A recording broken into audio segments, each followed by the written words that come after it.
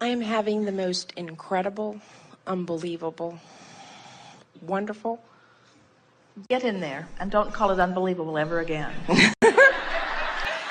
Expansion, alignment, manifestation. So you don't really mean unbelievable, do you? Because if you didn't believe it, it wouldn't be happening. Oh, it's the fourth gate, fourth. But more specifically, if you could help me understand, you touched on it several times today, the things that have happened due to this incredible awareness, if I can call it that, has been the manifestations that have happened because there was no resistance, even though everybody else thinks I'm nuts. Not everyone. True.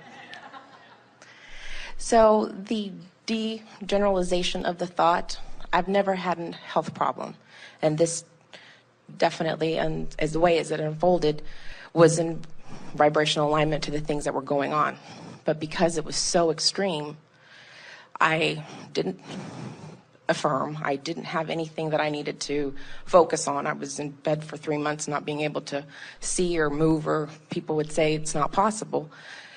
But as everything started to become more clearer, everything that I've ever wanted popped immediately with no effort.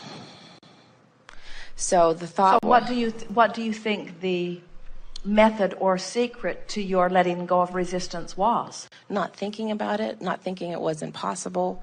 There was no effort. And why? What were you doing to distract yourself from that? Meditating, playing games. I use the analogy my son showed me here recently, but I was using an iPad when I was able to focus again, and it was a real fun game. It made no sense at the time, but it just sounded fun and it kind of looked fun.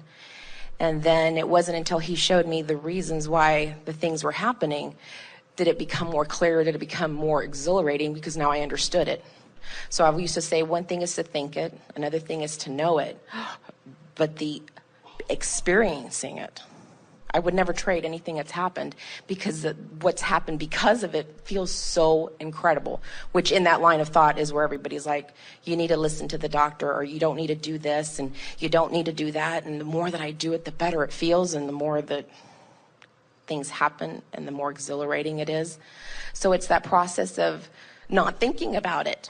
I didn't think anything. There was no affirmations. There was nothing that I paid any effort to. For the magnitude. Well, this is another example, not so different from the one that we were just talking about, where when your desire is really strong, even though you may have some normal resistance, if the desire is strong, it can override the resistance. And then the combination of the meditating and the releasing of resistance and the playing of the fun game, in other words, those all go together, don't they? It's such an interesting thing as we talk about, in other words, focus is attention to a subject. And when you just can't get around it, when you're focusing upon a subject of something unwanted and you do it longer, it gets more and more specific and therefore more and more powerful. So to construct a thought of something wanted, you think about it and talk about it a lot. When you construct a thought of something unwanted, you talk about it and think about it a lot. But most people aren't aware of what they're talking about and thinking about, because they are not relating manifestations with anything that they're doing anything about, because there is such a glut of information, such a glut of conversation, such a glut of topics for you to focus upon. You don't even realize for the most part that you're being negatively oriented by the world at large, the world that calls you nuts if you stop doing that. And so without realizing it, a lot of people become more and more specifically focused upon unwanted things without even realizing it, until a manifestation occurs that is evidence of what they're doing. Well, then we say that once a manifestation has occurred, the only way that the manifestation can dissolve or cease to be is if attention is withdrawn from it. But it's not an easy thing to not look at something that is. Once an unwanted manifestation occurs, having your attention on it is sort of the normal, natural things. The doctors look at it. The doctors really look at it. They examine it fully with all kinds of things. They'll even look in places you can't look for it.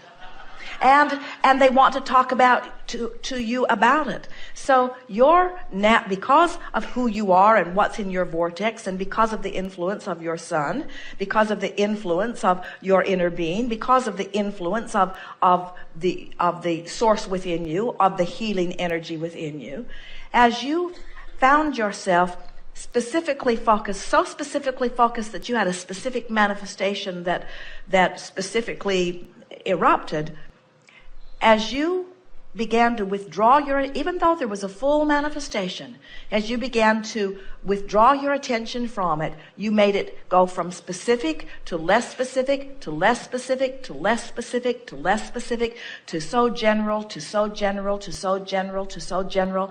And then the next logical thing for you, and you so wisely followed the guidance of the game, the guidance of meditation, the guidance of your sweet son, right into more specific off that topic, more specific off that topic. In other words, this is the process of getting from wherever you are to where you really want to be. And it doesn't matter how divergent from who you really are and where you really want to be you find yourself in any point in time, you can always move. You found it in a natural, comfortable rhythm. So now you knew that before we said any of that to you. You sit here nodding your knowing. So now what? What are you wanting from where you now are? So this understanding of the process, it's kind of like I said, one thing is to think, another thing is to know, another thing is to experience it. All right, well, why so did it have to go up. that extreme for me to get there? Well, you didn't have to, but it doesn't matter that you did. You didn't have to. But most people think more about what they want when they're living what they don't want. And that question, that specific question, where does it take you? Out or in? Out. It takes you out, doesn't it? And so why go there? In other words, and how about a statement like, don't know why, doesn't really matter. It's been quite a ride. I like where I'm at. Absolutely. And look at all of the other things. Someone talked about this earlier. Are there things in my vortex that I want so much that I'll set myself up for negative experiences to get there? In other words, relationship with your child really enhanced, relationship with your inner being really enhanced, your confidence level way stronger than it ever was, your zest for life in a much stronger place. In other words, your ability to teach much more compelling, because you can't teach what you don't know, and you know it on such powerful levels. And so there is so much that you wanted so we like to say, if you've got some negative emotion going on and you don't notice it, don't worry, it will get bigger. If you don't deactivate it when it's general, it will get more specific. It's just the way the laws of the universe are. If you've got something active, it's going to get bigger. And so the sooner you deactivate unwanted thoughts, the better. But we really, really, really, really don't want any of you to be afraid of your thoughts. In the early days, when we were talking about you are the creator of your own reality and you get what you think about whether you want it or not, people were going, trying to suck their thoughts back, cancel, they'd say, try to suck it back before the universe got hold of it. And it's just not that treacherous. It's not that dangerous. The worst thing that can happen when you focus on something you don't want is that it'll get big enough that you'll get clearer that you don't want it. In other words, there isn't anything that has the power to take you over and have its way with you. Nothing. And unless you just give in to it and call it, what are the words? It is certain, or it is lethal, or it is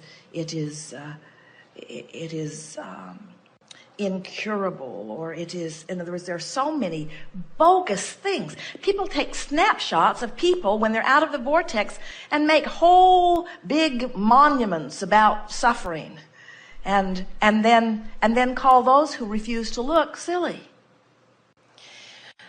I've heard you say that when you're going 100 miles an hour and you hit a brick wall, it hurts.